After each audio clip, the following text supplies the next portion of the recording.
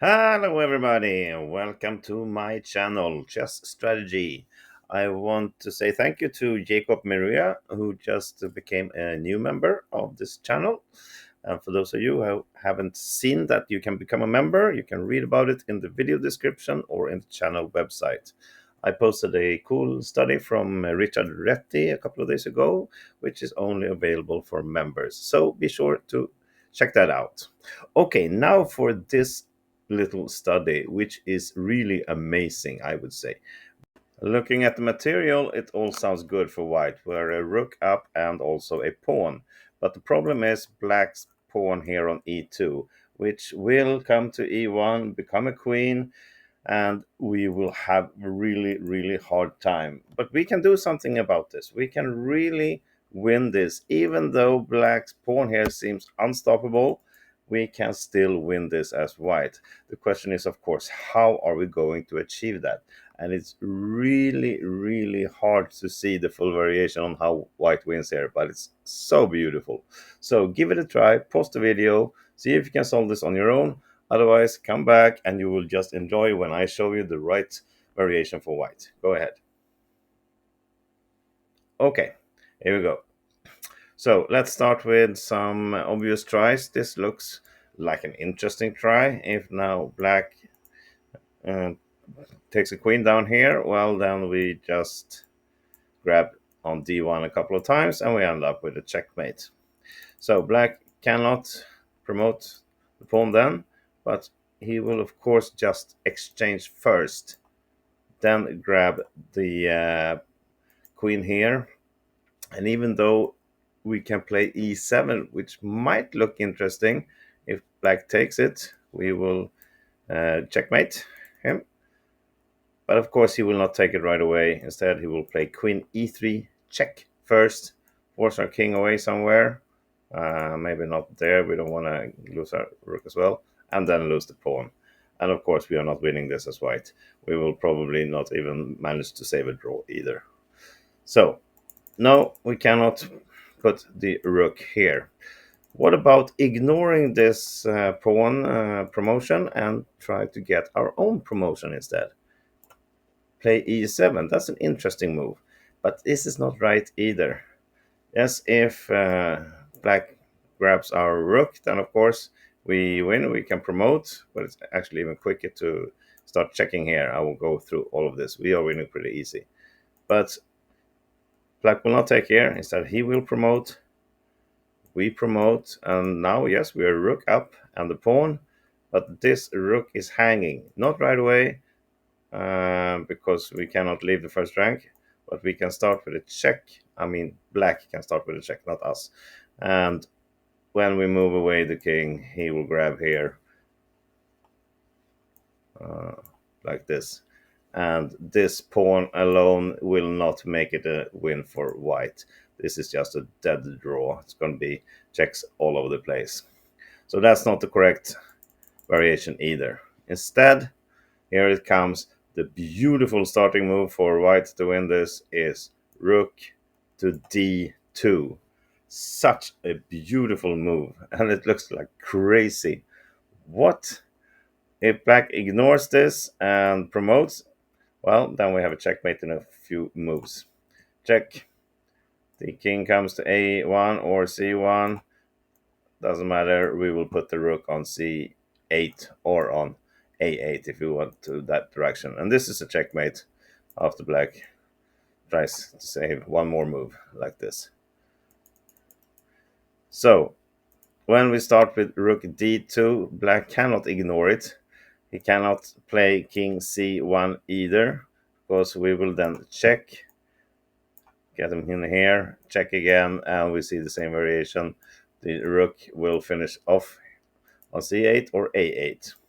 So black is forced to take here.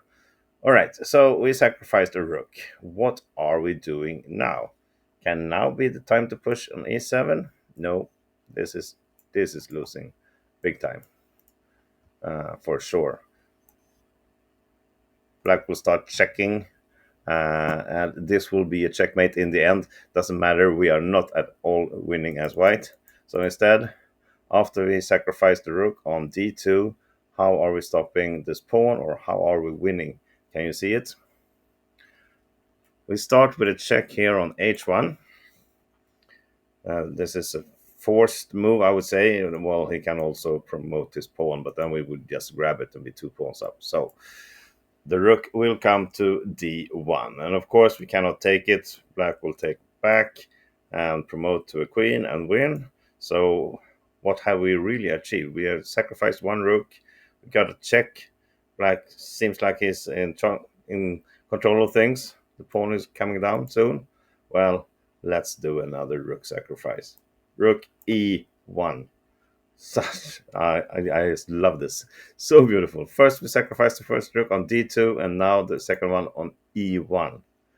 Again, if he doesn't do anything about this, play king c1. Well, the best thing, I mean, we can take here on e2, of course, and be 2 pawns up and win. But we can also just push e7 right away and get the queen. Both are winning. So black is forced to take here. And now, of course, we put his rook to block the pawn, so we get an extra tempo move. And it looks like, I mean, we are getting a queen and black is getting a queen. Now he's a lot of material up. But this is winning in a few moves. Because queen g6, check. He cannot put anything in between, he will just lose it. If the king comes to a1, well, here comes another check. And again, if he puts anything in between, he will just lose it. And if not, he will be checkmated here.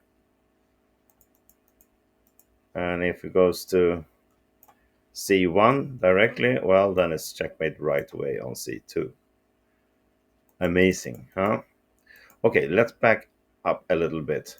If try something else, perhaps rook c1 to get anything in between, it really doesn't help. It doesn't help at all.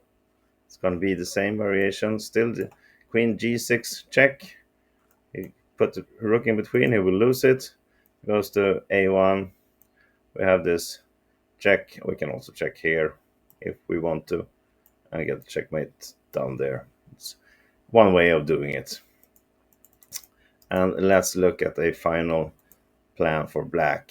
If he, let's see, we promote here. If he thinks now maybe he can under promote to a knight to really get this control over the square of c2. Well, this is winning fairly easy for white also. It's actually checkmate in 5 moves. The most beautiful thing is just to play queen e2. Threaten checkmate here or here. If the rook comes up, well, then we just grab the knight and it's easy win. And if he plays knight to c2 to try to create a fortress here, we simply play queen d3. And now black is in zugzwang. If he moves away the rook, we're going to grab here and checkmate. If he moves the king, then we get a check on c3. It's forced back, and that's a checkmate. So this amazing study demands for 2 rook sacrifices. First on d2, then a check. The rook comes back, and then another rook sacrifice on e1. And then we push our pawn to win. Fantastic, fantastic study. I hope you enjoyed it. And I hope you managed to solve it also. Then I'm very impressed. Then you did a very good job. All right, see you again tomorrow. Have a great day. Bye-bye.